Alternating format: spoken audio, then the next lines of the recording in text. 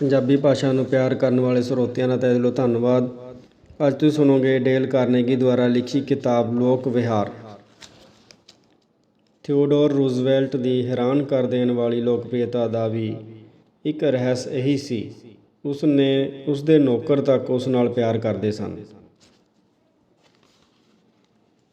ਉਹ ਹਬਸ਼ੀ ਟੈਲੂਏ ਜੇਮਸ ਏਮੋਸ ਨੇ ਉਸਦੇ ਵਿਸ਼ੇ ਵਿੱਚ Theodore Roosevelt hero to his valet ਨਾਮਕ ਇੱਕ ਪੁਸਤਕ ਲਿਖੀ ਹੈ।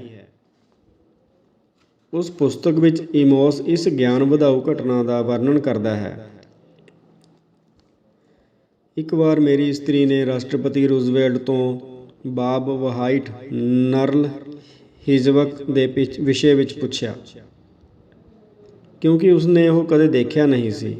ਰੂਜ਼ਵੈਲਟ ਨੇ ਉਸਨੂੰ ਚੰਗੀ ਤਰ੍ਹਾਂ ਨਾਲ ਸਮਝਾਇਆ ਕਿ ਬਾਬ ਵਾਈਟ ਕੀ ਹੁੰਦਾ ਹੈ। ਇਸ ਦੇ ਕੁਝ ਸਮੇਂ ਬਾਅਦ ਸਾਡੀ ਝੌਂਪੜੀ ਦੇ ਟੈਲੀਫੋਨ ਦੀ ਘੰਟੀ ਵੱਜੀ। ਏਮੋਸ ਅਤੇ ਉਸਦੀ ਇਸਤਰੀ ਰੂਜ਼ਵੈਲਟ ਦੀ ਜਾਗੀਰ 'ਤੇ ਇੱਕ ਝੌਂਪੜੀ ਵਿੱਚ ਰਿਹਾ ਕਰਦੇ ਸਨ। ਮੇਰੀ ਇਸਤਰੀ ਨੇ ਉੱਤਰ ਦਿੱਤਾ। ਰੂਜ਼ਵੈਲਟ ਖੁਦ ਬੋਲ ਰਹੇ ਸਨ। ਉਹਨਾਂ ਨੇ ਉਸਨੂੰ ਬੁਲਾ ਕੇ ਕਿਹਾ, ਤੁਹਾਡੀ ਖਿੜਕੀ ਦੇ ਬਾਹਰ ਬਾਬ ਵਾਈਟ ਹੈ। ਤੁਸੀਂ ਜੇ ਬਾਹਰ ਨਜ਼ਰ ਮਾਰੋਗੇ ਤਾਂ ਤੁਹਾਨੂੰ ਉਹ ਦਿਖਾਈ ਪਵੇਗਾ। ਅਜਿਹੀਆਂ ਛੋਟੀਆਂ ਗੱਲਾਂ ਉਹਨਾਂ ਦੇ ਵਿਸ਼ੇਸ਼ ਗੁਣ ਸਨ। ਜਦੋਂ ਕਦੇ ਵੀ ਉਹ ਸਾਡੀ ਝੌਂਪੜੀ ਦੇ ਕੋਲੋਂ ਦੀ ਹੋ ਕੇ ਨਿਕਲਦੇ ਸਨ, ਅਸੀਂ ਚਾਹੇ ਅੱਖੋਂ ਓਹਲੇ ਵੀ ਹੋਈਏ, ਅਸੀਂ ਉਹਨਾਂ ਨੂੰ ਪੁਕਾਰਦੇ ਸੁਣਦੇ ਸੀ, ਓ ਐਨੀ ਜਾਂ ਓ ਜੇਮਸ। ਕੋਲੋਂ ਦੀ ਹੋ ਕੇ ਨਿਕਲਦੇ ਸਮੇਂ ਉਹ ਇੱਕ ਮਿੱਤਰ ਦੀ ਤਰ੍ਹਾਂ ਬੁਲਾਇਆ ਕਰਦੇ ਸਨ। ਇਸ ਪ੍ਰਕਾਰ ਦੇ ਮਨੁੱਖ ਨਾਲ ਪ੍ਰੇਮ ਕਰਨ ਤੋਂ ਨੌਕਰ ਲੋਕ ਕਿਵੇਂ ਰੁਕ ਸਕਦੇ ਸਨ? ਉਸਨੂੰ ਪਸੰਦ ਕਰਨ ਤੋਂ ਕੋਈ ਕਿਵੇਂ ਹਟ ਸਕਦਾ ਸੀ? ਇੱਕ ਦਿਨ ਰੂਜ਼ਵੈਲਟ ਸਾਹਿਬ, ਜਦੋਂ ਉਹ ਰਾਸ਼ਟਰਪਤੀ ਨਹੀਂ ਰਹੇ ਸਨ, ਵਾਈਟ ਹਾਊਸ ਵਿੱਚ ਗਏ। ਉਸ ਸਮੇਂ ਰਾਸ਼ਟਰਪਤੀ ਟੇਫਟ ਅਤੇ ਉਹਨਾਂ ਦੀ ਧਰਮ ਪਤਨੀ ਸ਼੍ਰੀਮਤੀ ਟੇਫਟ ਦੋਵੇਂ ਘਰ ਨਹੀਂ ਸਨ। ਦੀਨਹੀਨ ਲੋਕਾਂ ਨਾਲ ਰੂਜ਼ਵੈਲਟ ਨੂੰ ਕਿੰਨਾ ਪ੍ਰੇਮ ਸੀ, ਇਸ ਦਾ ਪਤਾ ਇਸ ਗੱਲ ਤੋਂ ਲੱਗਦਾ ਹੈ ਕਿ ਉਹਨਾਂ ਨੇ ਵਾਈਟ ਹਾਊਸ ਦੇ ਸਾਰੇ ਪੁਰਾਣੇ ਨੌਕਰਾਂ ਦਾ, ਇੱਥੋਂ ਤੱਕ ਕਿ ਰਸੋਈ ਦੇ ਭਾਂਡੇ ਮਾਂਜਣ ਵਾਲੀਆਂ ਦਾਸੀਆਂ ਦਾ ਵੀ ਨਾਂ ਲੈ ਕੇ ਸਤਿਕਾਰ ਕੀਤਾ। ਆਰਚੀਬਟ ਲਿਖਦਾ ਹੈ ਕਿ ਜਦੋਂ ਰੂਜ਼ਵੈਲਟ ਨੇ ਅਲਾਈਸ ਨਾਂ ਦੀ ਰਸੋਈ ਘਰ ਦੀ ਦਾਸੀ ਨੂੰ ਦੇਖਿਆ ਤਾਂ ਉਸ ਤੋਂ ਪੁੱਛਿਆ ਕਿ ਕੀ ਤੂੰ ਹੁਣ ਵੀ ਮੱਕੀ ਦੀ ਰੋਟੀ ਬਣਾਇਆ ਕਰਦੀ ਹੈ? ਅਲਾਈਸ ਨੇ ਉੱਤਰ ਦਿੱਤਾ ਕਿ ਮੈਂ ਕਦੇ-ਕਦੇ ਨੌਕਰਾਂ ਦੇ ਲਈ ਬਣਾਉਂਦੀ ਹਾਂ, ਪਰੰਤੂ ਉੱਪਰ ਚੁਬਾਰੇ ਵਾਲਿਆਂ ਵਿੱਚੋਂ ਇਸ ਨੂੰ ਕੋਈ ਨਹੀਂ ਖਾਂਦਾ। ਰੂਜ਼ਵੈਲਟ ਗਰਜ ਕੇ ਬੋਲਿਆ, ਇਹ ਤਾਂ ਉਹਨਾਂ ਦੀ ਮਾੜੀ ਆਦਤ ਹੈ। ਮਿਲਣ 'ਤੇ ਮੈਂ ਰਾਸ਼ਟਰਪਤੀ ਨੂੰ ਕਹਾਂਗਾ। ਅਲਾਈਸ ਥਾਲੀ ਵਿੱਚ ਰੱਖ ਕੇ ਉਸਦੇ ਲਈ ਰੋਟੀ ਦਾ ਇੱਕ ਟੁਕੜਾ ਲਿਆਈ। ਉਹ ਉਸਨੂੰ ਖਾਂਦਾ ਹੋਇਆ ਅਤੇ ਰਸਤੇ ਵਿੱਚ ਜੋ ਮਾਲੀ ਮਜ਼ਦੂਰ ਆਦਿ ਉਸਨੂੰ ਮਿਲਦੇ, ਉਹਨਾਂ ਨੂੰ ਨਮਸਕਾਰ ਕਰਦਾ ਹੋਇਆ ਦਫ਼ਤਰ ਵਿੱਚ ਚਲਾ ਗਿਆ। ਉਹ ਹਰ ਇੱਕ ਵਿਅਕਤੀ ਨੂੰ ਉਸੇ ਤਰ੍ਹਾਂ ਬੁਲਾਉਂਦਾ ਸੀ ਜਿਵੇਂ ਉਹ ਭੂਤਕਾਲ ਵਿੱਚ ਬੁਲਾਇਆ ਕਰਦਾ ਸੀ। ਆਈਕਹੋਬਰ ਨੇ ਭਰੀਆਂ ਅੱਖਾਂ ਨਾਲ ਕਿਹਾ, ਇਹੀ ਇੱਕ ਪ੍ਰਸੰਨਤਾ ਦਾ ਦਿਨ ਹੈ ਜੋ ਲਗਭਗ 2 ਸਾਲਾਂ ਵਿੱਚ ਸਾਨੂੰ ਆਇਆ ਹੈ। ਸਾਡੇ ਵਿੱਚੋਂ ਕੋਈ ਵੀ ਇਹ ਦਿਨ ਦੇ ਕੇ ਇਸ ਦੇ ਬਦਲੇ ਵਿੱਚ $100 ਲੈਣ ਨੂੰ ਤਿਆਰ ਨਹੀਂ ਹੋਵੇਗਾ। ਦੂਸਰੇ ਲੋਕਾਂ ਦੀਆਂ ਸਮੱਸਿਆਵਾਂ ਵਿੱਚ ਡੂੰਘੀ ਦਿਲਚਸਪੀ ਰੱਖਣ ਵਿੱਚ ਹੀ ਡਾਕਟਰ ਚਾਰਲਸ ਇਲੀਅਟ ਨੂੰ ਯੂਨੀਵਰਸਿਟੀ ਦਾ ਇੱਕ ਬਹੁਤ ਹੀ ਸਫਲ ਕੁਲਪਤੀ ਬਣਾ ਦਿੱਤਾ ਸੀ। ਤੁਹਾਨੂੰ ਯਾਦ ਹੋਵੇਗਾ ਕਿ ਉਹ ਅਮਰੀਕਾ ਦੇ ਗ੍ਰਹਿ ਯੁੱਧ ਦੇ ਬੰਦ ਹੋਣ ਦੇ 4 ਵਰ੍ਹੇ ਬਾਅਦ ਤੋਂ ਲੈ ਕੇ ਯੂਰਪ ਦੇ ਵਿਸ਼ਵ ਵਿਆਪੀ ਯੁੱਧ ਦੇ ਸ਼ੁਰੂ ਹੋਣ ਤੋਂ 5 ਵਰ੍ਹੇ ਪਹਿਲਾਂ ਤੱਕ ਹਾਰਵਰਡ ਯੂਨੀਵਰਸਿਟੀ ਦਾ ਭਾਗ ਵਿਧਾਤਾ ਬਣਿਆ ਰਿਹਾ। ਡਾਕਟਰ ਇਲੀਅਟ ਦੀ ਪ੍ਰਣਾਲੀ ਦਾ ਇੱਕ ਉਦਾਹਰਨ ਇਹ ਹੈ ਕਿ ਇੱਕ ਦਿਨ ਇੱਕ ਨਵਾਂ ਲੜਕਾ ਲਾਰਕੰਡਨ ਵਿਦਿਆਰਥੀ ਰਿਣ ਨਿਧੀ ਵਿੱਚੋਂ $50 ਉਧਾਰ ਲੈਣ ਕੁਲਪਤੀ ਦੇ ਦਫ਼ਤਰ ਵਿੱਚ ਗਿਆ। ਕਰਜ਼ਾ ਦੇ ਦਿੱਤਾ ਗਿਆ। ਫਿਰ ਮੈਂ ਹਾਰਦਿਕ ਧੰਨਵਾਦ ਦੇਣ ਤੋਂ ਬਾਅਦ ਉੱਥੋਂ ਚੱਲ ਪਿਆ। ਮੈਂ ਹੁਣ ਕਰੰਡਨ ਦੇ ਆਪਣੇ ਸ਼ਬਦ ਲਿਖ ਰਿਹਾ ਹਾਂ।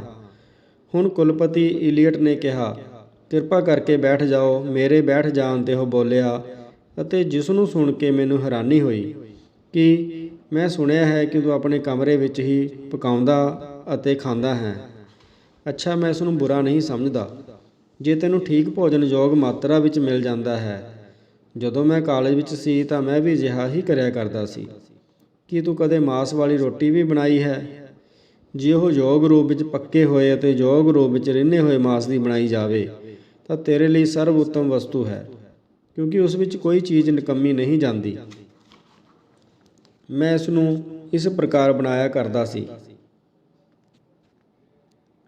ਫਿਰ ਉਸਨੇ ਮੈਨੂੰ ਦੱਸਿਆ ਕਿ ਮਾਸ ਨੂੰ ਕਿਸ ਪ੍ਰਕਾਰ ਚੁਗਣਾ, ਕਿਸ ਪ੍ਰਕਾਰ ਹੌਲੀ-ਹੌਲੀ ਪਕਾਉਣਾ ਚਾਹੀਦਾ ਹੈ, ਜਿਸ ਨਾਲ ਭਾਫ਼ ਬਣ ਕੇ ਉੱਡਣ ਨਾਲ ਮਾਸ ਰਸ ਅਖੀਰ ਨੂੰ ਲੇਸਦਾਰ ਚਾਸ਼ਨੀ ਦਾ ਰੂਪ ਧਾਰਨ ਕਰ ਲਵੇ।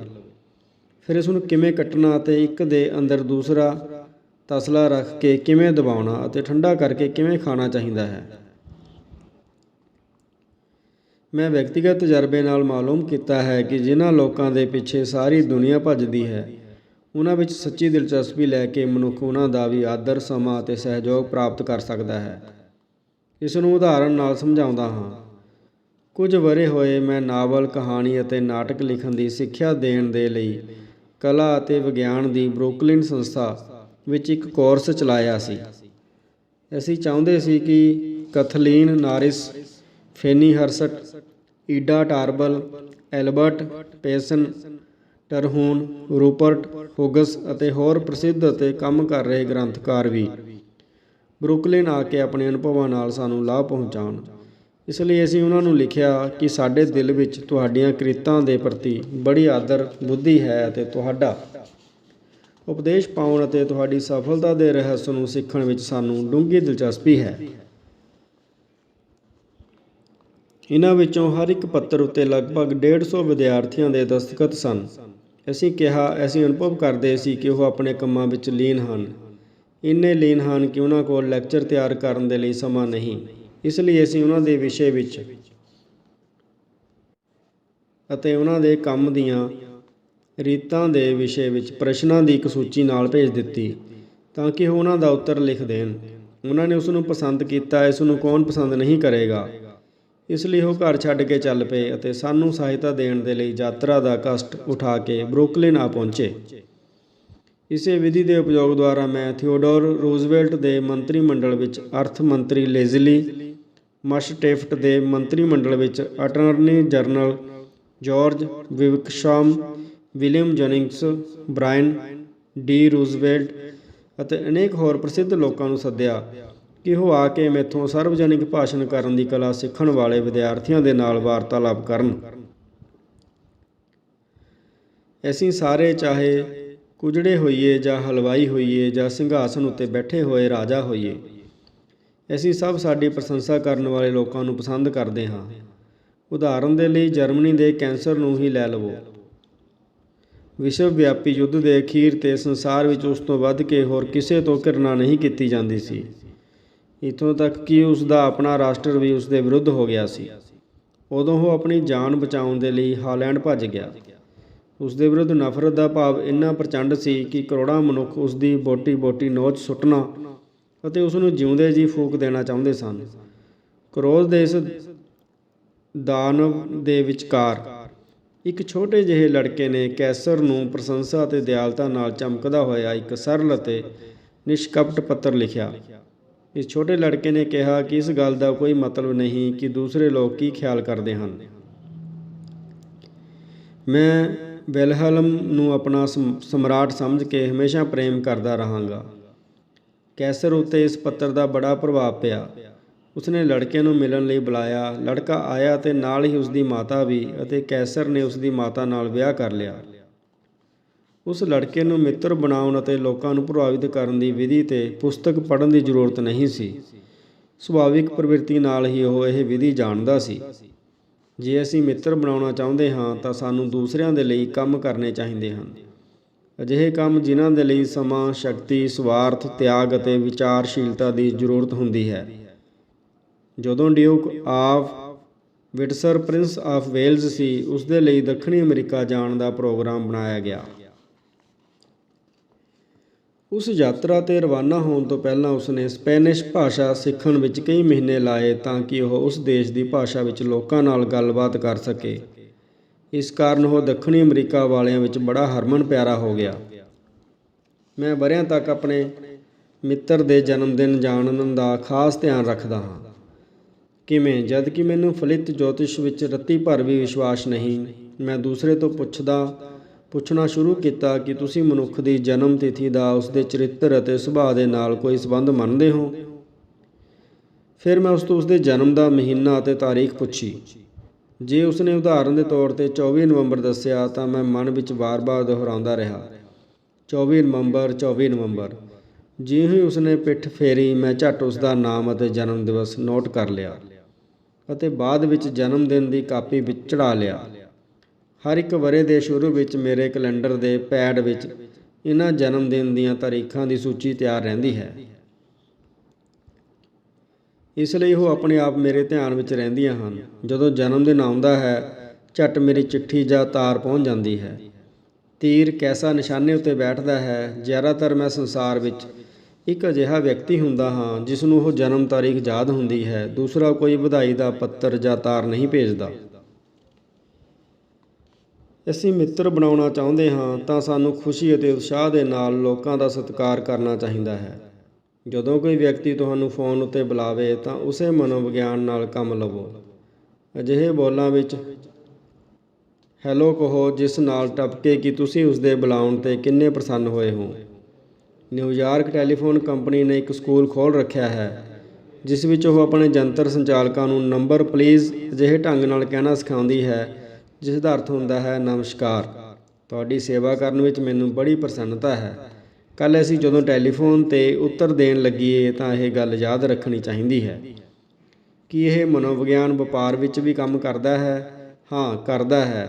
ਮੈਂ 20 ਉਦਾਹਰਨਾਂ ਦੇ ਸਕਦਾ ਹਾਂ, ਪਰੰਤੂ ਸਾਡੇ ਕੋਲ 2 ਦੇ ਲਈ ਹੀ ਸਮਾਂ ਹੈ। ਨਿਊਯਾਰਕ ਸਿਟੀ ਦੇ ਇੱਕ ਵੱਡੇ ਬੈਂਕ ਨਾਲ ਸੰਬੰਧ ਰੱਖਣ ਵਾਲੇ ਚਾਰਲਸ ਰਵਾਲਟਰਸ ਨਾਮ ਦੇ ਸੱਜਣ ਨੂੰ ਇੱਕ ਕਾਰਪੋਰੇਸ਼ਨ ਸੰਸਥਾ ਦੇ ਵਿਸ਼ੇ ਵਿੱਚ ਗੁਪਤ ਰਿਪੋਰਟ ਤਿਆਰ ਕਰਨ ਦਾ ਕੰਮ ਦਿੱਤਾ ਗਿਆ।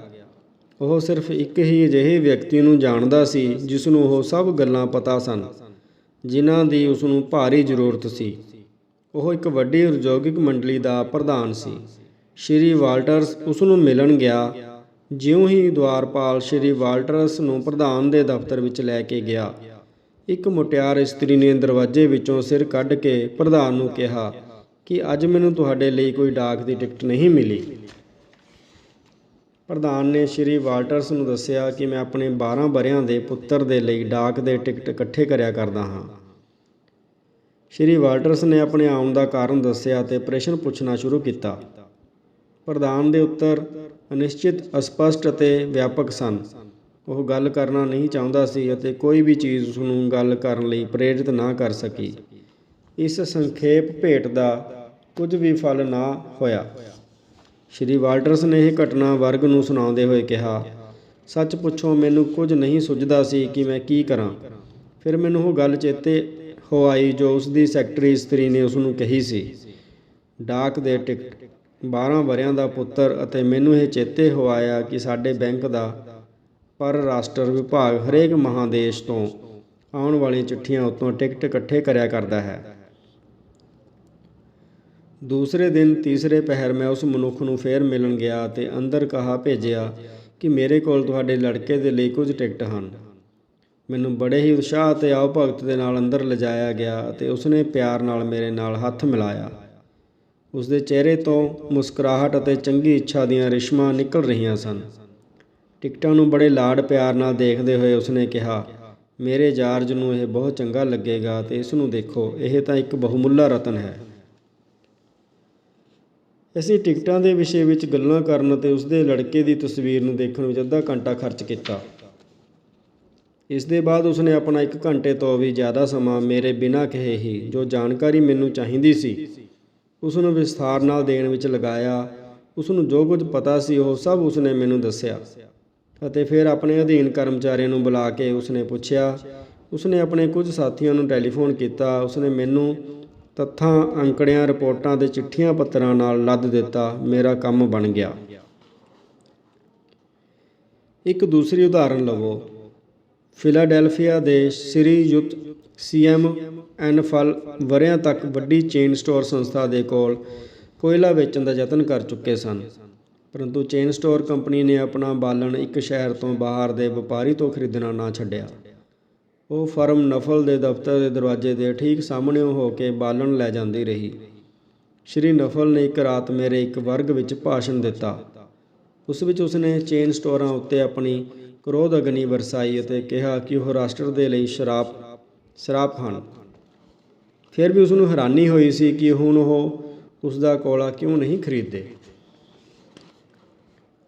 ਮੈਂ ਉਸਨੂੰ ਸੁਝਾਇਆ ਕਿ ਇਸ ਤੋਂ ਅਲੱਗ ਚਾਲਾਂ ਚੱਲ ਕੇ ਦੇਖੋ। ਸੰਖੇਪ ਵਿੱਚ ਜੋ ਕੁਝ ਹੋਇਆ ਉਹ ਇਸ ਪ੍ਰਕਾਰ ਹੈ। ਅਸੀਂ ਆਪਣੇ ਵਰਗ ਦੇ ਵਿਦਿਆਰਥੀਆਂ ਵਿੱਚ ਇਸ ਵਿਸ਼ੇ ਉੱਤੇ ਇੱਕ ਬਹਿਸ ਰੱਖੀ। ਨਿਸ਼ਚਾ ਹੋਇਆ ਕਿ ਚੇਨ ਸਟੋਰ ਦੇ ਪ੍ਰਸਾਰ ਨਾਲ ਦੇਸ਼ ਨੂੰ ਲਾਭ ਦੀ ਬਨਿਸਬਤ ਹਾਨੀ ਜ਼ਿਆਦਾ ਹੋ ਰਹੀ ਹੈ। ਮੇਰੇ ਸੁਝਾਅ 'ਤੇ ਨਫਲ ਨੇ ਉੱਤਰ ਪੱਖ ਲਿਆ। ਉਸਨੇ ਚੇਨ ਸਟੋਰਾਂ ਦਾ ਸਮਰਥਨ ਕਰਨਾ ਸਵੀਕਾਰ ਕਰ ਲਿਆ। ਫਿਰ ਉਹ ਸਿੱਧਾ ਉਸੇ ਚੇਨ ਸਟੋਰ ਸੰਸਥਾ ਦੇ ਪ੍ਰਬੰਧਕਾਂ ਦੇ ਕੋਲ ਪਹੁੰਚਿਆ ਜਿਸ ਨੂੰ ਉਹ ਘਿਰਣਾ ਕਰਦਾ ਸੀ। ਉੱਥੇ ਜਾ ਕੇ ਉਸਨੇ ਕਿਹਾ, ਮੈਂ ਤੁਹਾਡੇ ਕੋਲ ਕੋਇਲਾ ਵੇਚਣ ਦਾ ਯਤਨ ਕਰਨ ਨਹੀਂ ਆਇਆ। ਮੈਂ ਤੁਹਾਡੇ ਪਾਸੋਂ ਮੇਰੇ ਉੱਪਰ ਕਿਰਪਾ ਕਰਨ ਦੀ ਪ੍ਰਾਰਥਨਾ ਲੈ ਕੇ ਆਇਆ ਹਾਂ। ਇਸ ਦੇ ਬਾਅਦ ਉਸਨੇ ਉਹਨਾਂ ਨੂੰ ਬਹਿਸ ਦੀ ਗੱਲ ਦੱਸ ਕੇ ਕਿਹਾ, ਮੈਂ ਤੁਹਾਡੇ ਕੋਲੋਂ ਸਹਾਇਤਾ ਮੰਗਣ ਆਇਆ ਹਾਂ ਕਿਉਂਕਿ ਮੈਨੂੰ ਕੋਈ ਦੂਸਰਾ ਐਸਾ ਵਿਅਕਤੀ ਨਹੀਂ ਸੁੱਝ ਰਿਹਾ ਜੋ ਮੈਨੂੰ ਉਹ ਗੱਲਾਂ ਜਿਨ੍ਹਾਂ ਦੀ ਮੈਨੂੰ ਜ਼ਰੂਰਤ ਹੈ ਤੁਹਾਡੇ ਨਾਲੋਂ ਜ਼ਿਆਦਾ ਦੱਸ ਸਕਦਾ ਹੋਵੇ। ਮੈਂ ਇਸ ਬਹਿਸ ਵਿੱਚ ਜਿੱਤਣ ਦੇ ਲਈ ਉਤਸੁਕ ਹਾਂ। ਤੁਸੀਂ ਜੋ ਵੀ ਸਹਾਇਤਾ ਮੈਨੂੰ ਦੇ ਸਕਦੇ ਹੋ ਉਸ ਦੇ ਲਈ ਮੈਂ ਤੁਹਾਡਾ ਸਦਾ ਅਹਿਸਾਨਮੰਦ ਰਹਾਂਗਾ। ਬਾਕੀ ਦੀ ਕਹਾਣੀ ਨਫਲ ਦੇ ਆਪਣੇ ਸ਼ਬਦਾਂ ਵਿੱਚ ਇਸ ਪ੍ਰਕਾਰ ਹੈ। ਮੈਂ ਉਸ ਮਨੁੱਖ ਨੂੰ ਠੀਕ 1 ਮਿੰਟ ਦੇਣ ਦੀ ਪ੍ਰਾਰਥਨਾ ਕੀਤੀ ਸੀ। ਇਸੇ ਸਮਝੌਤੇ ਦੇ ਨਾਲ ਉਸਨੇ ਮੈਨੂੰ ਮਿਲਣਾ ਸਵੀਕਾਰ ਕੀਤਾ ਸੀ। ਜਦੋਂ ਮੈਂ ਆਪਣੀ ਘਟਨਾ ਸੁਣਾਈ ਤਾਂ ਉਸਨੇ ਮੈਨੂੰ ਕੁਰਸੀ ਉੱਤੇ ਬੈਠਣ ਦਾ ਇਸ਼ਾਰਾ ਕੀਤਾ ਅਤੇ ਪੂਰਾ 1 ਘੰਟਾ ਅਤੇ 47 ਮਿੰਟ ਮੇਰੇ ਨਾਲ ਗੱਲਾਂ ਕਰਦਾ ਰਿਹਾ। ਉਸਨੇ ਇੱਕ ਦੂਸਰੇ ਪ੍ਰਬੰਧਕ ਨੂੰ ਬੁਲਾਇਆ ਜਿਸਨੇ ਕਿ ਚੇਨ ਸਟੋਰਾਂ ਉੱਤੇ ਇੱਕ ਪੁਸਤਕ ਲਿਖੀ ਸੀ। ਉਸਨੇ ਨੈਸ਼ਨਲ ਚੇਨ ਸਟੋਰ ਐਸੋਸੀਏਸ਼ਨ ਨੂੰ ਲਿਖ ਕੇ ਇਸ ਵਿਸ਼ੇ ਉੱਤੇ ਬਹਿਸ ਦੀ ਇੱਕ ਕਾਪੀ ਮੈਨੂੰ ਲੈ ਦਿੱਤੀ। ਉਹ ਅਨੁਭਵ ਕਰਦਾ ਸੀ ਕਿ ਚੇਨ ਸਟੋਰ ਜਨਤਾ ਵੀ ਸੱਚੀ ਸੇਵਾ ਕਰ ਰਿਹਾ ਹੈ। ਉਹ ਸੈਂਕੜੇ ਸਮਾਜਾਂ ਦੇ ਲਈ ਜੋ ਕੁਝ ਕਰ ਰਿਹਾ ਹੈ ਉਸ ਦਾ ਉਸਨੂੰ ਮਾਣ ਹੈ। ਜਦੋਂ ਉਹ ਗੱਲਾਂ ਕਰ ਰਿਹਾ ਸੀ ਉਸ ਦੀਆਂ ਅੱਖਾਂ ਖੂਬ ਚਮਕ ਰਹੀਆਂ ਸਨ ਅਤੇ ਮੈਨੂੰ ਸਵੀਕਾਰ ਕਰਨਾ ਪੈਂਦਾ ਹੈ ਕਿ ਉਸਨੇ ਅਜਿਹੀਆਂ ਗੱਲਾਂ ਦੇ ਬਾਰੇ ਵਿੱਚ ਮੇਰੀਆਂ ਅੱਖਾਂ ਖੋਲ੍ਹ ਦਿੱਤੀਆਂ ਜਿਨ੍ਹਾਂ ਦਾ ਮੈਨੂੰ ਕਦੇ ਸੁਪਨੇ ਵਿੱਚ ਵਿਚਾਰ ਨਹੀਂ ਆਇਆ ਸੀ। ਉਸਨੇ ਮੇਰਾ ਸਾਰਾ ਮਾਨਸਿਕ ਭਾਵ ਹੀ ਬਦਲ ਦਿੱਤਾ। ਜਦੋਂ ਮੈਂ ਉੱਥੋਂ ਚੱਲਣ ਲੱਗਾ ਤਾਂ ਉਹ ਦਰਵਾਜ਼ੇ ਤੱਕ ਮੇਰੇ ਨਾਲ ਆਇਆ। ਉਸਨੇ ਮੇਰੇ ਮੋਢਿਆਂ ਉੱਤੇ ਆਪਣੀ ਬਾਂਹ ਰੱਖੀ, ਬਹਿਸ ਵਿੱਚ ਜਿੱਤਣ ਦੇ ਲਈ ਸ਼ੁਭ ਕਾਮਨਾ ਕੀਤੀ ਅਤੇ ਕਿਹਾ ਕਿ ਕਿਸੇ ਸਮੇਂ ਆ ਕੇ ਬਹਿਸ ਦਾ ਵੇਰਵਾ ਸੁਣਾ ਜਾਣਾ। ਅੰਤਿਮ ਸ਼ਬਦ ਜੋ ਉਸਨੇ ਮੈਨੂੰ ਕਹੇ ਇਹ ਸਨ, ਕਿਰਪਾ ਕਰਕੇ ਬਸੰਤ ਦੇ ਅਖੀਰ ਵਿੱਚ ਮੈਨੂੰ ਅਵੱਸ਼ ਦਰਸ਼ਨ ਦੇਣਾ। ਮੈਂ ਤੁਹਾਨੂੰ ਕੋਇਲੇ ਦਾ ਆਰਡਰ ਦੇਣਾ ਚਾਹੁੰਦਾ ਹਾਂ। ਮੇਰੇ ਲਈ ਇਹ ਇੱਕ ਚਮਤਕਾਰ ਸੀ। ਮੇਰੇ ਕਹੇ ਬਿਨਾਂ ਹੀ ਉਹ ਖੁਦ ਕੋਇਲਾ ਲੈਣ ਨੂੰ ਕਹਿ ਰਿਹਾ ਸੀ। ਉਸ ਵਿੱਚ ਅਤੇ ਉਸ ਦੀਆਂ ਸਮੱਸਿਆਵਾਂ ਵਿੱਚ ਸੱਚੇ ਤੌਰ 'ਤੇ ਦਿਲਚਸਪੀ ਲੈਣ ਵਾਲਾ ਬਣ ਕੇ ਮੈਂ 2 ਘੰਟੇ ਵਿੱਚ ਜਿੰਨਾ ਕੰਮ ਕੱਢ ਲਿਆ ਉਨਾ ਮੈਂ ਉਸਨੂੰ ਆਪਣੇ ਵਿੱਚ ਅਤੇ ਆਪਣੇ ਕੋਇਲੇ ਵਿੱਚ ਦਿਲਚਸਪੀ ਲੈਣ ਵਾਲਾ ਬਣਾਉਣ ਦਾ ਯਤਨ ਕਰਕੇ 2 ਵਰ੍ਹਿਆਂ ਵਿੱਚ ਵੀ ਨਹੀਂ ਕੱਢ ਸਕਿਆ ਸੀ। ਸ਼੍ਰੀ ਨਫਲ, ਤੁਸੀਂ ਕੋਈ ਨਵੀਂ ਸੱਚਾਈ ਮਾਲੂਮ ਨਹੀਂ ਕੀਤੀ ਕਿਉਂਕਿ ਦੇਰ ਹੋਈ। ਈਸਾ ਦੇ ਜਨਮ ਤੋਂ ਵੀ 100 ਵਰ੍ਹੇ ਪਹਿਲਾਂ ਇੱਕ ਪ੍ਰਸਿੱਧ ਰੋਮਨ ਮਹਾਕਵੀ ਨੇ ਕਿਹਾ ਸੀ, ਅਸੀਂ ਦੂਸਰਿਆਂ ਵਿੱਚ ਉਦੋਂ ਦਿਲਚਸਪੀ ਲੈਂਦੇ ਹਾਂ ਜਦੋਂ ਉਹ ਤੁਹਾਡੇ ਵਿੱਚ ਦਿਲਚਸਪੀ ਰੱਖਦੇ ਹਨ। ਸੋ ਜੇ ਤੁਸੀਂ ਲੋਕਾਂ ਦਾ ਪਿਆਰਾ ਬਣਨਾ ਚਾਹੁੰਦੇ ਹੋ ਤਾਂ ਪਹਿਲਾ ਨਿਯਮ ਹੈ, ਦੂਸਰੇ ਲੋਕਾਂ ਵਿੱਚ ਸੱਚੀ ਦਿਲਚਸਪੀ ਲਵੋ। ਜੇ ਤੁਸੀਂ ਜ਼ਿਆਦਾ ਸੁਖਦਾਇਕ ਵਿਅਕਤੀਤਵ ਬਣਾਉਣਾ ਚਾਹੁੰਦੇ ਹੋ, ਮਨੁੱਖੀ ਸੰਬੰਧਾਂ ਵਿੱਚ ਜ਼ਿਆਦਾ ਕਾਰਜਕਾਰੀ ਨਿਪੁੰਨਤਾ ਪ੍ਰਾਪਤ ਕਰਨਾ ਚਾਹੁੰਦੇ ਹੋ ਤਾਂ ਪ੍ਰਾਰਥਨਾ ਕਰਦਾ ਹਾਂ ਕਿ ਤੁਸੀਂ doctor Henry link ਕ੍ਰਿਤ the the return to religion ਨਾਮਕ ਪੁਸਤਕ ਪੜ੍ਹੋ। ਪੁਸਤਕ ਦੇ ਨਾਂ ਤੋਂ ਨਾ ਡਰ ਜਾਵੋ। ਇਹ ਕੋਈ ਐਸੀ ਪੁਸਤਕ ਨਹੀਂ ਜੋ ਸਿਰਫ ਝੂਠੇ ਤੌਰ 'ਤੇ ਹੀ ਅੱਛੀ ਹੋਵੇ। ਇਹ ਇੱਕ ਅਜਿਹੇ ਪ੍ਰਸਿੱਧ ਮਾਨਸ ਸ਼ਾਸਤਰੀ ਦੀ ਲਿਖੀ ਹੋਈ ਹੈ ਜਿਸ ਨੇ 3000 ਨਾਲੋਂ ਜ਼ਿਆਦਾ ਲੋਕਾਂ ਨਾਲ ਵਿਅਕਤੀਗਤ ਰੂਪ ਵਿੱਚ ਭੇਟ ਕੀਤੀ ਹੈ ਅਤੇ ਉਹਨਾਂ ਨੂੰ ਮਸ਼ਵਰਾ ਦਿੱਤਾ ਹੈ। ਇਹ ਲੋਕ ਉਸ ਦੇ ਕੋਲ ਵਿਅਕਤੀਤਵ ਸੰਬੰਧੀ ਸਮੱਸਿਆਵਾਂ ਲੈ ਕੇ ਆਏ ਸਨ। ਡਾਲਿਕ ਨੇ ਮੈਨੂੰ ਦੱਸਿਆ ਕਿ ਮੈਂ ਇਸ ਪੁਸਤਕ ਦਾ ਨਾਂ ਸਰਲਤਾਪੂਰਵਕ how to develop your personality ਅਰਥਾਤ ਵਿਅਕਤੀਤਵ ਦੇ ਵਿਕਾਸ ਦੀ ਵਿਧੀ ਰੱਖ ਸਕਦਾ ਸੀ। ਇਸ ਵਿੱਚ ਉਸੇ ਵਿਸ਼ੇ ਦਾ ਵਰਣਨ ਹੈ। ਤੁਸੀਂ ਇਸ ਨੂੰ ਮਨੋਰੰਜਕ ਅਤੇ ਗਿਆਨ ਵਧਾਊ ਪਾਵੋਗੇ। ਜੇ ਤੁਸੀਂ ਇਸ ਨੂੰ ਪੜ੍ਹੋਗੇ ਅਤੇ ਇਸ ਦੀਆਂ ਸੂਚਨਾਵਾਂ ਉੱਤੇ ਆਚਰਣ ਕਰੋਗੇ ਤਾਂ ਨਿਸ਼ਚਿਤ ਹੀ ਲੋਕਾਂ ਦੇ ਨਾਲ ਵਿਹਾਰ ਕਰਨ ਦੀ ਤੁਹਾਡੀ ਨਿਪੁੰਨਤਾ ਵੱਧ ਜਾਵੇਗੀ। ਜੇ ਤੁਹਾਨੂੰ ਇਹ ਪੁਸਤਕ ਲਾਇਬ੍ਰੇਰੀ ਵਿੱਚ ਜਾਂ ਬੁੱਕ ਸਟੋਰ ਵਿੱਚ ਨਾ ਮਿਲੇ ਤਾਂ $1.75 ਭੇਜ ਕੇ ਉਸ ਦੇ ਪ੍ਰਕਾਸ਼ਕ ਦੀ Macmillan company 60 fifth avenue New York city ਤੋਂ ਮੰਗਾ ਲਵੋ। ਅਗਰ ਤੁਸੀਂ ਇਸ ਕਿਤਾਬ ਨੂੰ ਆਨਲਾਈਨ ਆਰਡਰ ਕਰਨਾ ਚਾਹੁੰਦੇ ਹੋ ਤਾਂ ਇਸ ਦਾ ਲਿੰਕ ਡਿਸਕ੍ਰਿਪਸ਼ਨ ਵਿੱਚ ਦੇ ਦਿੱਤਾ ਗਿਆ ਹੈ। ਚੈਨਲ ਨੂੰ ਸਬਸਕ੍ਰਾਈਬ ਕਰਨ ਲਈ ਧੰਨਵਾਦ। ਤੁਹਾਡਾ ਦਿਨ ਸ਼ੁਭ ਰਹੇ।